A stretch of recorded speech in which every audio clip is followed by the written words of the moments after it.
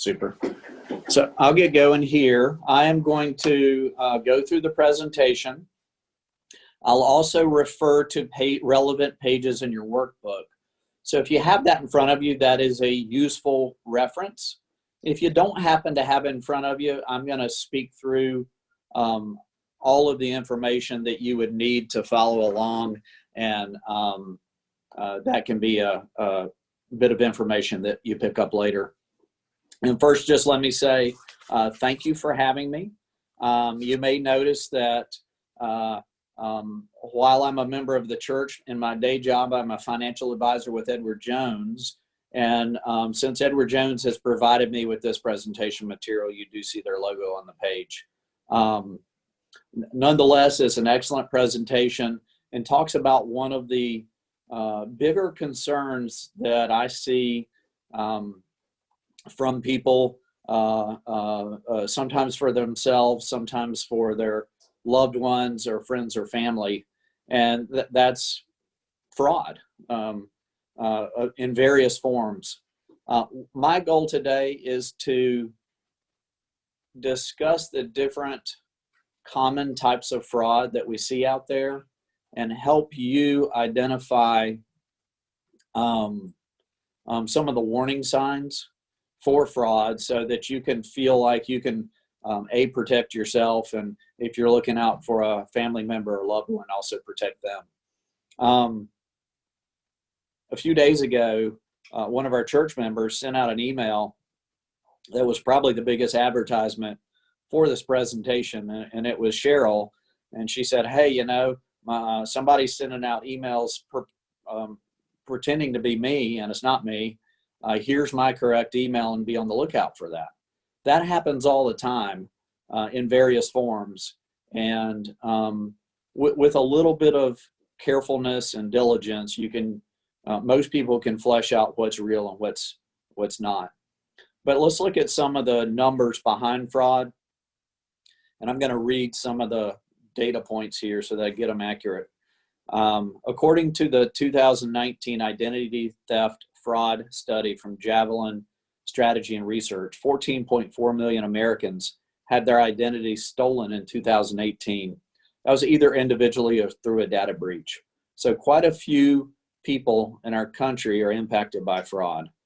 Fraud and financial abuse schemes targeted the elderly are growing problems in the United States and cost victims at least $2.9 billion annually, according to the Department of Justice. In addition, the National Council on Aging finds that 1 elder in 10 is victimized financially. However, only 1 case in 14 is reported. That is one of the problems. They think it's possibly because the victim may be too embarrassed, or he or she may not want to call attention to a situation in which they don't appear in control. I see elements of that in my business from time to time, and it's a real problem that fraud happens or attempt for fraud happens and it's not reported for the reasons I mentioned. And the final data point here is nearly 90% of abusers are people the victim trusts, according to the National Center on Elder Abuse. So when I see a good example of that, when I see it as a caretaker after they've gotten to know the person they're caring for, may tend to ask for help in their personal life, and the person they're providing care for then begins to hand over money to them to help out. And sometimes that money grows in amount and frequency. And, a gift is fine, but then the fraud occurs when it's repeated and outside of the scope of their work. So moving to an overview of what I'm going to cover today, I'm going to spend time on 5 common fraud scenarios. There's different types of fraud out there, and you can kind of categorize the major into 5 major groups. And so that's what I'll go over. As we go through each scenario, I want to help point out red flags to look for. So what are the things that you want to pay attention to determine if what's happening to someone is real or fraud? I'll also share resources that are available to help you if you find yourself or a loved one in one of these situations. We'll go over some additional steps for protection that you can do to protect yourself. And then we'll play a little game at the end called Friend or Fraud, where I've got 3 examples that I can go through. And we'll just, it's intended to be interactive if we want it to be. If not, I can read through the slides. Just to give an idea of, in this scenario, you can test your knowledge. Is it a friend or fraud situation? So the first fraud category of fraud scenario is called collection fraud. And I'm going to share a story, and this is a story provided by Edward Jones Fraud Investigations. Let me just pause for a minute. Every major financial firm has a legal obligation to have a process in place to look for fraud among their clients and investigate and prosecute fraud when appropriate. So like every other major financial firm, Edward Jones has a fraud department, and had an opportunity to engage with them last year over a client situation where a client had dementia and had begun being taken advantage of. And I was impressed that after engaging with this department, within a few hours, we knew an awful lot of information about the person on the other side that was perpetuating the fraud. And within a couple of days, we're able to basically scare them off and shut the fraud down. So be aware that that sort of resource is available within financial institutions that you may use. So getting back to the story, this story is not unique at all. It's a type of situation that plays out almost daily. If you are following along in your participant workbook, this is page 4. So the story goes like this. Terry received a call from an Internal Revenue Service agent who said she owed back taxes and needed to pay the outstanding amount immediately. Terry didn't recall receiving a notice in the mail and told the caller she believed he was in error. The caller then told Terry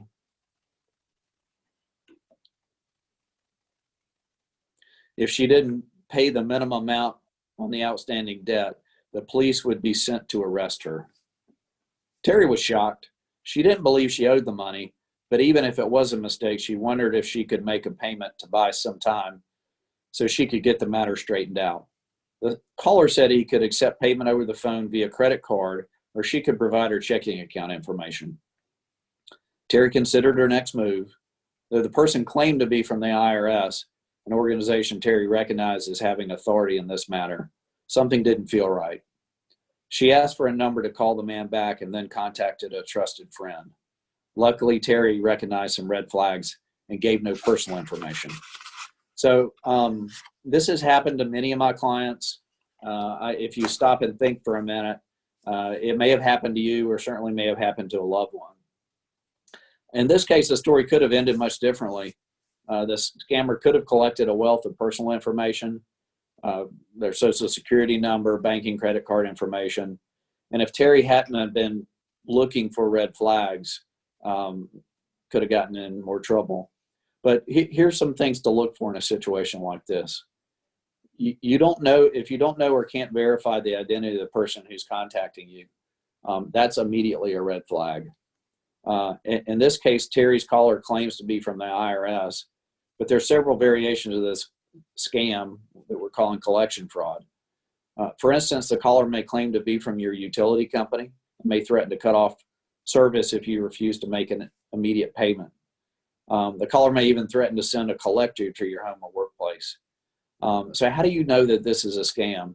So look closely at the payment request. If you're being asked to make a payment to a place that's different from where you usually make a payment, that's a key indication that this could be a scam. Second, don't trust caller ID. And in our age of technology, it is incredibly simple for scammers to put a caller ID that is completely different from the origin of their call. Many of these calls originate in foreign countries, And through technology, they are able to show on your phone a local caller ID or at least a regional caller ID. Next is do your own investigation. So while these scams are popular, it's important to check a request like this out for yourself, to reach back out to the company from a phone number that you've gathered on your own, not from the person you're talking to. Do your own internet research. One of the best ways to search is type in the name of the company and fraud or scam, and you typically will get a wealth of information that can help you understand whether this particular scam is prevalent right now. Don't fall for scare tactics. Many times this caller is going to say that they're sending someone to your house to arrest you. They may even describe your house. Keep in mind this type of information is readily available on the internet. Any of us can, with an address, look up a picture of each other's house and have that information as we're making this phone call. So if you believe something's happened to a friend or a loved one, there are several resources available. And the contact information for each of the entities I'll mention during our whole time together is found in your packet.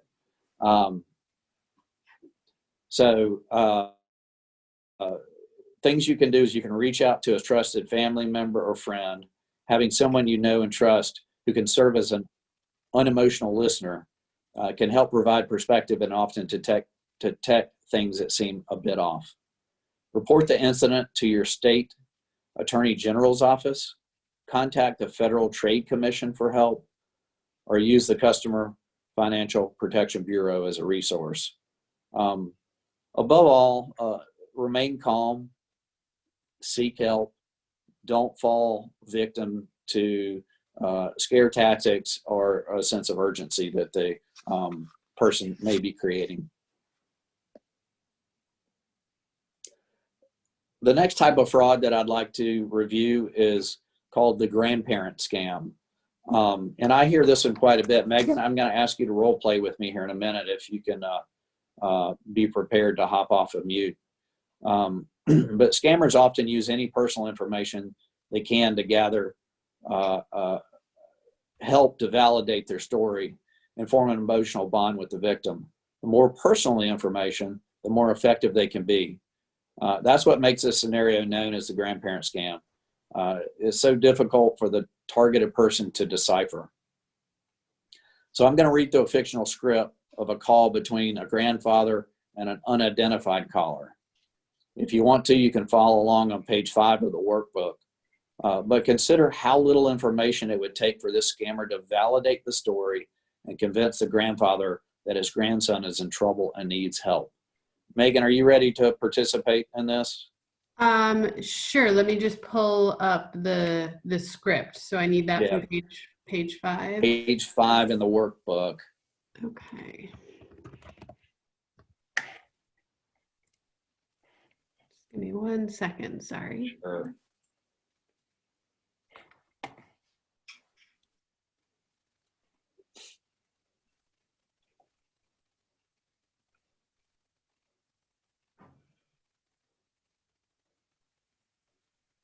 Okay. Super. So I'll be caller and you can be grandpa. All right. Hi, Grandpa. It's your favorite grandson. Can you guess which one? This is Bobby. Yes, Grandpa. It's Bobby. Do you remember where I go to school? Of course. You go to state. How's school? Well, school is all right. I'm really sorry to call you about this, but I'm in a little trouble. I was at school and some friends and I decided to drive to Mexico for spring break. We were out last night and I got a speeding ticket. Now I can't get back into the country unless I pay a fine. We're out of cash and my ATM card won't work down here. Can you wire me some money? I can pay you back when I return. Oh yeah, please don't tell Mom and Dad. I messed up, but it's only a speeding ticket. I just want to get back home. Let's think about that for a minute. In this case, Grandpa was almost convinced. He even believed the caller knew this grandchild's name and where he went to school. You can see how little information it can take to validate a scammer's claim. I have client after client after client who tell me that they have received a call like this. On the positive side, most immediately pick up on it, but occasionally you have that person who, especially if their capacity is slightly diminished, and they're trusting, go along with it, and next thing you know, they think this is actually their grandchild. So in this case, Grandpa finished the conversation with the caller, but it just didn't feel right. I'm going to chuckle here. He called his Edward Jones financial advisor, who in turn contacted fraud investigations. Fraud investigations advised Grandpa to contact a family member at a number he knew to be correct. Turns out that Bobby was fine at school.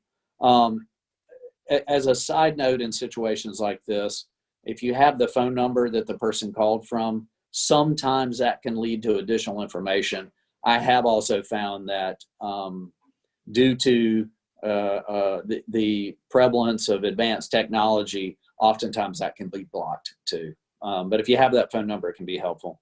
So in this case, the red flags were the request from Bobby was immediate in nature. He was in trouble in Mexico and couldn't leave the country. Several variations on this scam. The scammer could pose as a child, nephew, niece, or other relative. The emergency can vary from an arrest to an auto accident in a foreign country. Often the scammer will ask for money to be wired immediately. More elaborate versions involve a third party posing as a friend, attorney, or public defender. If you were to investigate, you would find that you were wiring money to an address that isn't easily verified. For example, fraud investigations investigated a case where a grandson was supposedly arrested in one country, yet the bond payment was to be wired to a different country. So a lot of a prevalent scam. It works well, but if you pause and think about asking questions, you can usually flush this one out. Moving to our next scam, it's the romance long-distance relationship / sweetheart scam. And this true story comes from the Securities Industry and Financial Markets Association and was covered in several national publications. The scenario is also outlined in page 6 of your participant workbook. But New York authorities arrested a woman for the theft of thousands of dollars from an 85-year-old man in what experts refer to as a romance scam. The two met online and developed a seemingly close relationship over a short period of time. The woman befriended the man by telling him hard luck stories, even claiming she needed money for cancer treatment. She persuaded him not only to give her money, but also to sign over his power of attorney. She used that to obtain a home equity loan and then stole the funds. I see this scam not often, but regularly. It's typically a person who is single, who is looking for partnership, and often gets it through an online source. It could be a dating site. It could be as simple as a group gaming site. Words with Friends would be an example of that. It could be Facebook. And I would even caution folks to be careful when it may be a friend of a friend, because it's very easy to hack into accounts these days and pretend like you are someone else or a friend of theirs. Red flags were present. Let me go over those briefly. Notice the man didn't verify the identity of the person contacted him. Over time, they developed a relationship, and with that relationship came trust.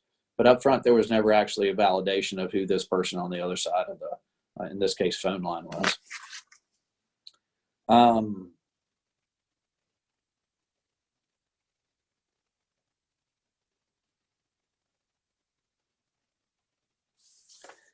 For me as an advisor, when I hear about a client who has a new relationship, and then I'm asked to send them money because they're helping out the person in their new relationship, that's an immediate red flag.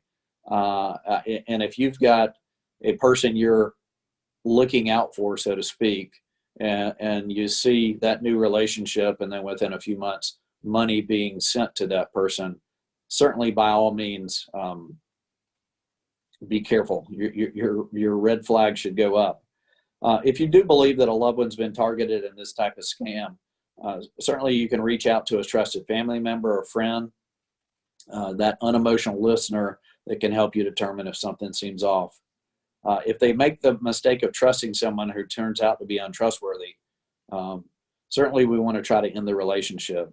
And that can be harder than it is to say. But with time and patience and helping rationalize what's going on, that does tend to help out. You can contact your local law enforcement agency, and if the person is victimized, certainly notify the financial institution that the funds were sent from, so that they can take action and try to block future fund delivery. I will say this as a side comment. Once funds are wired somewhere else, they typically are somewhere else. It's incredibly difficult to get them back, and it's not as simple as reversing a wire.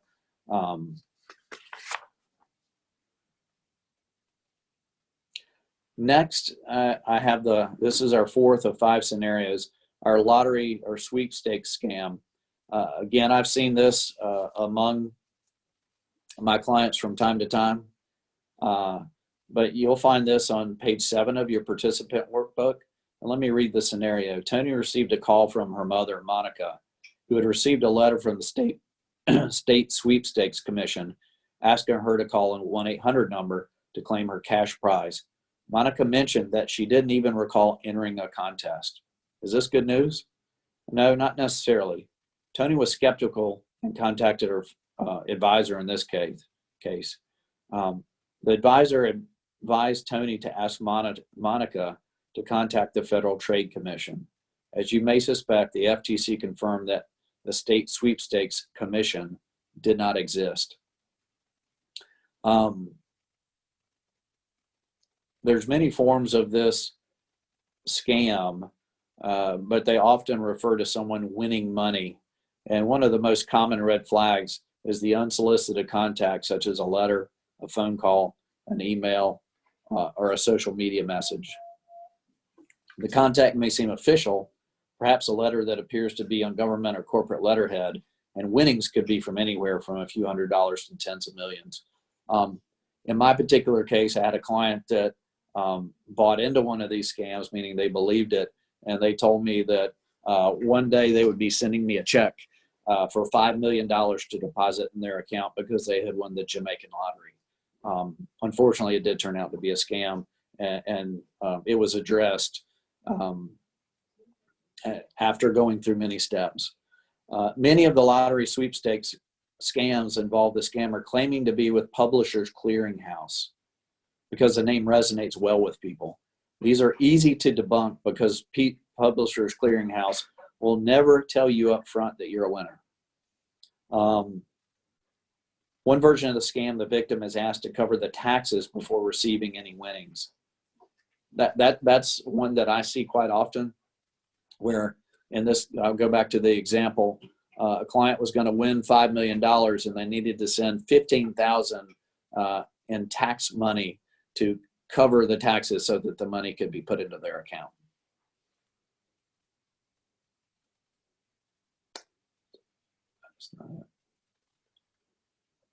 Another variation involves an overpayment. The individual receives a check in excess of the fee total, but is told to return a portion of the amount via electronic transmission or wire from their financial institution. By the time they deposit this check and it's settles, it turns out that the check was counterfeit or stolen.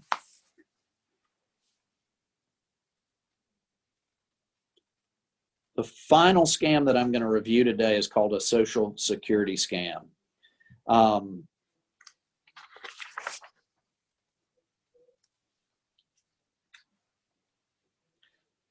This scam is prevalent among retirees because most, if not all, retirees receive Social Security. The scheme involves a scammer impersonating someone from the Social Security Administration to misuse your Social Security number or trick you into paying money. Criminals will use calls, emails, and letters all to obtain your personal information. You received a call from someone claiming to be with the Social Security Administration. So here's the scenario. The caller advises there is a problem with your Social Security number. The caller may ask you for your number for verification purposes or require you to make a payment to avoid the suspension of benefits. In our scenario, Barb receives a call from someone from the Social Security Administration. The person on the other end of the phone tells Barb that her Social Security number was tied to money laundering and that her benefits are in jeopardy. The caller went on to say that Barb will need to pay a fee so that everything can be straightened out. Barb, not wanting to lose this critical source of income, becomes flustered but realizes something isn't right. She has never heard of someone getting a call directly from the Social Security Administration and doesn't feel right to have to pay a fee for a crime that she didn't commit. Barb takes a breath and decides to ask the caller for his phone number so that she could check on his claim. In this case, the call was disconnected.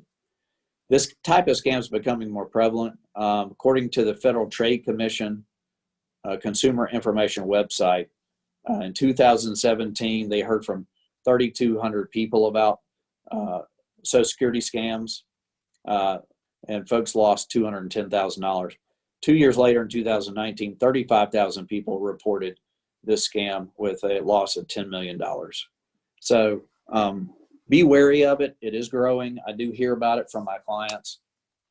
And I think in my opinion, the immediacy of losing one of your primary income sources in retirement causes people to take action that they might not if they had an opportunity to stand back and think about it. So the red flags in this case remain similar to the scenarios before.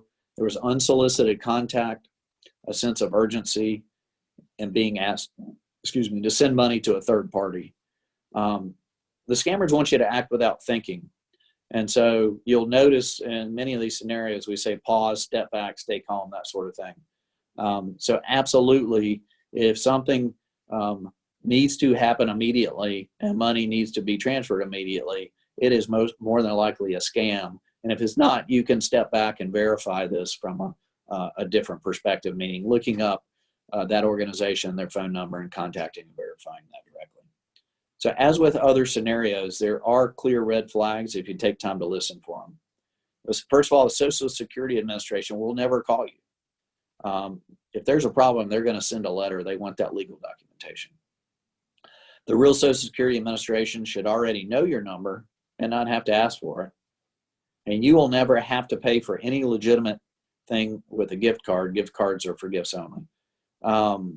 So in these scenarios, what do? The simplest is simply hang up. If you think you've been compromised, certainly take extra steps to protect yourself, as we've mentioned, and we'll continue to do so.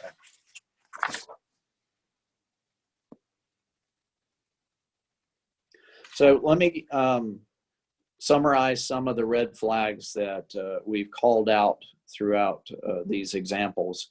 One's identity verification. Identity verification is more difficult in our age of technology.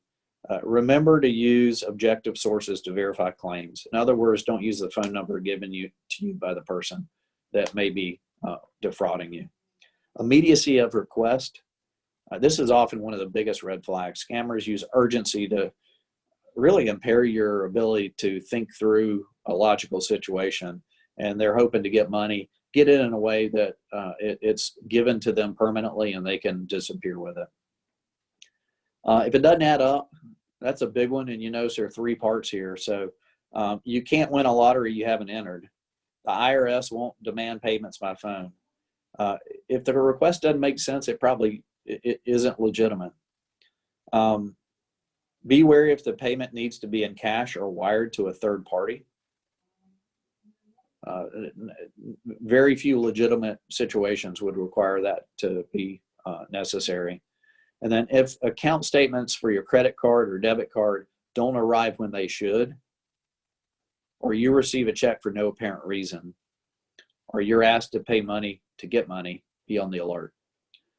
Finals a vow of secrecy. The contact insists you not tell anyone, especially family or friends.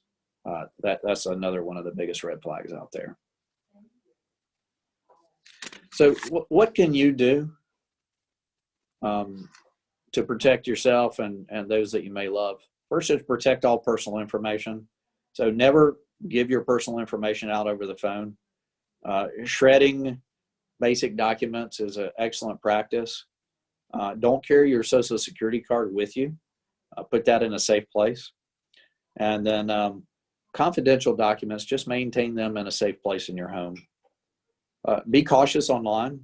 So make sure simple things like your antivirus software is up to date. Don't click on pop-up ads or links in unsolicited emails for sure. Don't use an obvious password.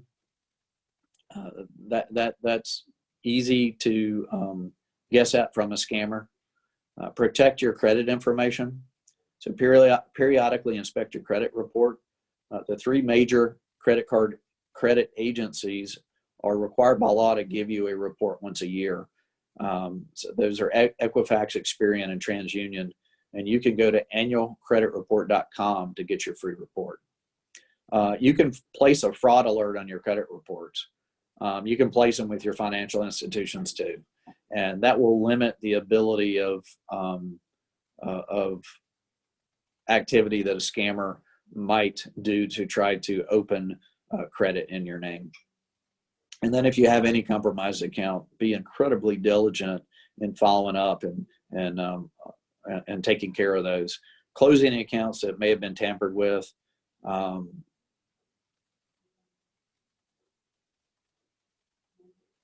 File a report with law enforcement. Ask for verification that the disputed account has been closed and fraudulent debts discharged. So institutions, if you are defrauded, will work with you, but be diligent to make sure all that work gets done. Here's some of the resources that you have available to you. These are all in your workbook. I'm not going to read through these, but because we mentioned earlier, but you can see that there are quite a few resources that are available if you feel like you've been defrauded. So at this point, I'm going to go through 3 scenarios, and the question will be, is this a good friend or fraud? Is this a good or bad situation? What are the red flags? And then what steps could you take to investigate the situation? Megan, do you recommend interactive, or would it be cleaner if I just read through these? I think it might be fun to do interactive. Super. So if you want to unmute folks, warning, you're about to be unmuted. If you want to unmute folks, I'm going to read a scenario, and then we can just kind of be interactive here. So scenario 1, your neighbor Joe tells you a man knocked on his door yesterday collecting money for a food pantry. Although he couldn't remember the name of the pantry, he remembered the man said he was part of the Good Neighbor Food Group. When Joe asked the man if he had a business card or any literature about the organization, the man said he would stop back by with more information. Joe asked, "What do you think? Is this a friend or fraud?" Fraud. Well, there's really no wrong answer here. These are purposely a little bit ambiguous, but what were the red flags here? Soliciting money with immediate response. Absolutely. Absolutely. Any others? No information. No way to identify this person. Not even a t-shirt that represented the organization, not even something simple. Was it solicited or unsolicited contact? Unsolicited. Yeah, unsolicited contact. Yeah, this person approached them unsolicited. So what steps can you take to investigate this situation? Any thoughts? Call Pat Goss. Bingo. That's a great one. Warn me. We've got the internet these days, so a quick internet search for that business or charity is a great way to do things. But he didn't give the name. It's a good neighbor friend group, whatever that is. Oh, okay. And then there's two other, Better Business Bureau, and if you ever use GuideStar, they house information on nonprofits. So two other scenarios that you have. Let me go through it. Good job. Let's go through the second scenario here. You receive a phone call from your credit card provider's client fraud investigation unit. The caller asks you to verify your account information, including your credit card number. Friend or fraud? Fraud. Fraud. Bingo. Yeah, that's a clean one. Anytime they call you and ask for information that's personal, don't give it. But what were some of the red flags? Asking for your number, and you shouldn't give that without checking first. And my note says, rather than giving you the last 4 digits of the account, she's asking you to provide your full credit card number. So no way to identify this person that called. And again, unsolicited contact. Very easy to handle this one. Up. Hang up. Hang up. Thank you. So one more scenario. We're on a roll here. You receive a letter from a law firm that indicates a gas bill dated 6 months ago and marked. Wait, hold on. You receive a letter from a law firm that indicates a gas bill dated 6 months ago and marked past due. The letter states that you are delinquent in paying and that your natural gas will be shut off in 3 days unless you make an immediate payment via credit card or wire to the law office. This is the first and only notice you have received, and to your knowledge, your gas bill is up to date. Friend or fraud? Fraud. Fraud. All right, good job. Hey, you guys are good at this. What are the red flags here? With getting these calls. You're experts, huh? What are some of the red flags in this one? We have propane and not natural gas. That's excellent. Excellent. Yes. Only Duke Energy. Immediate payment. Right. Yeah. Immediate payment, urgent notice.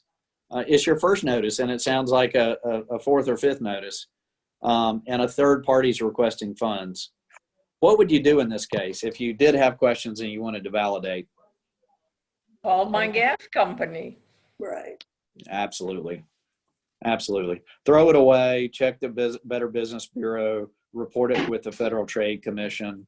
Those are things you could do if you thought it were bigger. In that case, it's somewhat trivial. So we've covered a lot of ground. We started with some common fraud scenarios. We talked about red flags. We've mentioned resources you can go to. We had a little back and forth here with scenarios. And like you said, it sounds like you guys have had a lot of experience identifying these. And my guess is that most people on the line today, I'm going to go back to the Zoom piece. I'm going to unshare.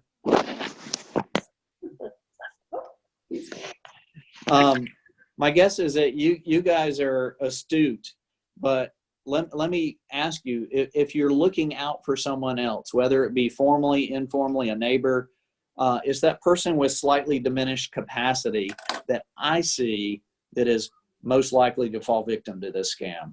So if you have the role of being a guardian in any capacity, being alert to some of these red flags, being alert to active scams are things that you can do. Let me pause here and ask, are there any questions for me or any scenarios you've experienced that you want to talk about? It's reassuring to hear all these calls that we've had are scam and are documented as scam. I mean, we assume that they are. Right. I'm always surprised when I get one and I haven't seen it before. I'll look it up on the internet with the word scam, and 9 times out of 10, a website comes up that says, yeah, this is a known scam. We got a call from our supposed grandson who was out of the country, just like the example you gave. How much money did he need? Except they told us his name was Mike, and we don't have a Mike. However, if they did hit on a name of one of our grandsons, I would probably try to call him on his cell phone and check with him directly, Right. Yes. as well as the other issues. Ken Yeager, You talk about. talking about one of those grandsons. This is Yeah. I was introduced to the scam of somebody being stranded in a foreign country by an email from somebody I knew. And I knew well, but I figured I wouldn't be the first person that called.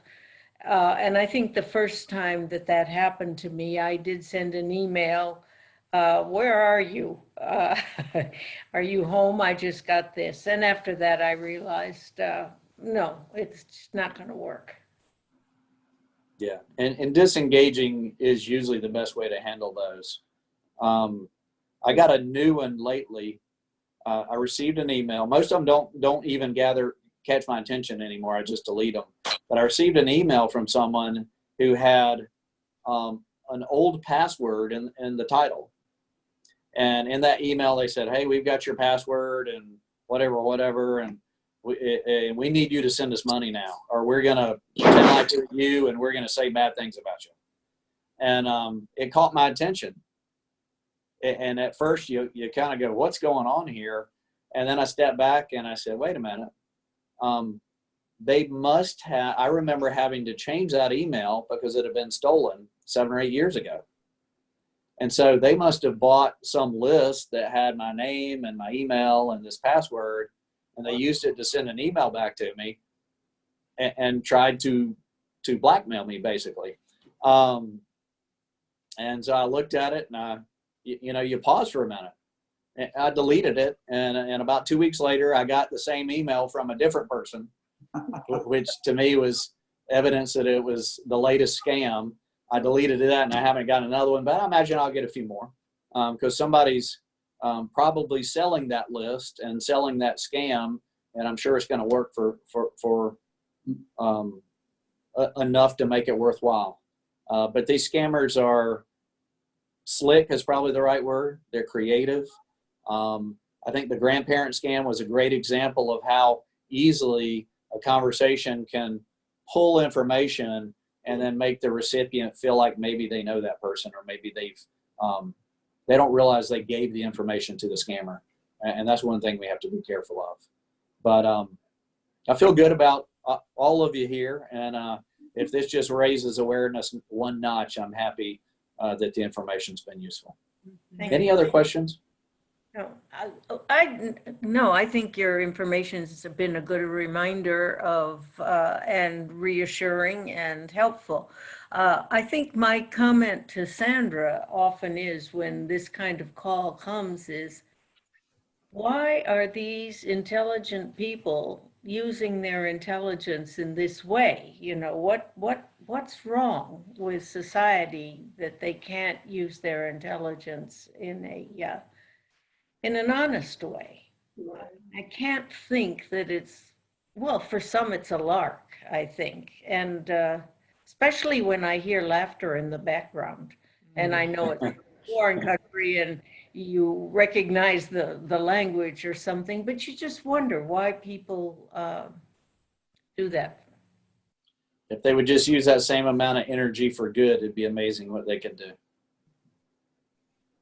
How prevalent is the gift card scenario? You had mentioned that a little earlier. We had a situation with that, and got some money, and with another person. not from us. And then I happened to be at their home, and the call came back again. They wanted some more, and I told them that I was a detective monitoring scam calls, and I got an immediate hang up. So Good job. And you know, the here's what I see that most prevalent: someone living alone, Mhm. a little bit older, Yeah. typically somewhat trusting, and starting, and maybe some mild diminished capacity. That formula tends to be the most prevalent for someone getting pulled into a scam, Mhm. except for the dating scam, and that's someone looking for a partner. Um, and so I think when you're looking out for someone in that scenario, whether it be a neighbor or a parent or what, a friend, brother, sister, just being aware, when they need a little extra help, having somebody look over their shoulder financially is often a good way to see that. So regular but not frequent is the direct answer, Ken. Okay. So I would add to that. I mean, the gift card scam has really been targeting churches, and I was thinking, you when you're using diminished capacity, I'm thinking about the people that I know that have fallen prey to the scam, and it's not diminished capacity in the traditional sense. They are caught when they are busy, and so just responding quickly. Like, I mean, that's what happened to Cheryl Wingo, because she thought I was emailing her from the church for gift cards. And she was doing like 10 different things and quickly responding. And that's how I find That's most a good people. point. And one of my good friends, it was while we were out the first time, and I happened to be with her, or I don't know if it was driving, but it was a text that came on her phone from her bank. It said Ally Bank. Did you make this charge? And she responded, no.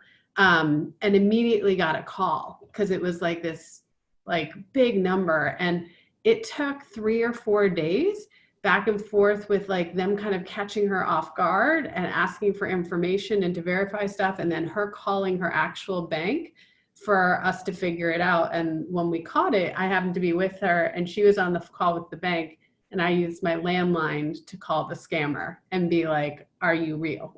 and that's how we figured it out. But it also meant really escalating it up the chain with the bank to their fraud alert, and realizing that at this point they'd hacked into her email, her phone, everything. And they were so slick. It was really hard to tell. They had like thought of everything.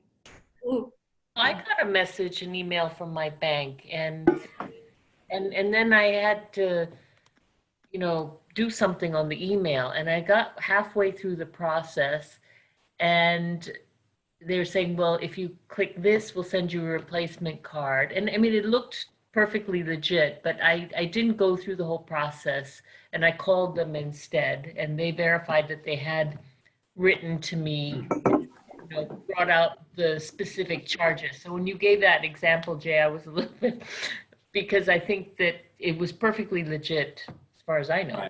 And I talked to them, and they put me through to the fraud protection unit, and they knew the 2 charges that had come in, and I said, yes, I have them in front of me. One was legit and one was not, and they did send me a replacement card. So I think that one might, in my experience, may be a bit tricky, of how you distinguish. I mean, from what Megan's example was. I think you also have to look through your credit card bills carefully, because about a week after we returned from Mexico, there was a charge on my credit card from Japan and on my credit card from Mexico. And the charge in Japan, Eric was in Mexico with me at that time. And so I called the credit card and said, we can't have charges on the same credit card in 2 different countries on the same day. But the other thing that was hardest for me was I went to a Girl Scout reunion in Houston, and then I went to St. Louis for another reunion. And the next Amex bill had an $800 charge for personal services, which sounded pretty much. Ooh, Pat. I called Amex and I said, if I had an $800 charge, I would know exactly what it was for. The next month, and that was from Minnesota. The next month, I had another $800 charge from a different state for personal services. So it came 2 months in a row. And I immediately called Amex and said, I don't know what personal services are, but I do know what an $800 charge is for. So, and I didn't have an $800 charge. So, you know, it's a barrage It's an coming onslaught, from Yeah. all different areas. And it's, as I said, the people are intelligent. And what is it in society that prevents them from earning an honest living? Yeah, that's a good comment. And you're so fair enough. I think I see it through the lens of my clients, and that's probably where my comments came from. But I can relate to all of the things you all have said about getting an odd text on your phone or an odd email and being busy and clicking on it or almost clicking on it. And I am thankful for companies like American Express that we'll stand behind you. And often if you report it, and I've got American Express and I've had them say several times, Jay, this will be removed from your bill. We'll take care of it. If we need anything, we'll let you know. And it's nice to know that the financial institutions take that approach in many cases.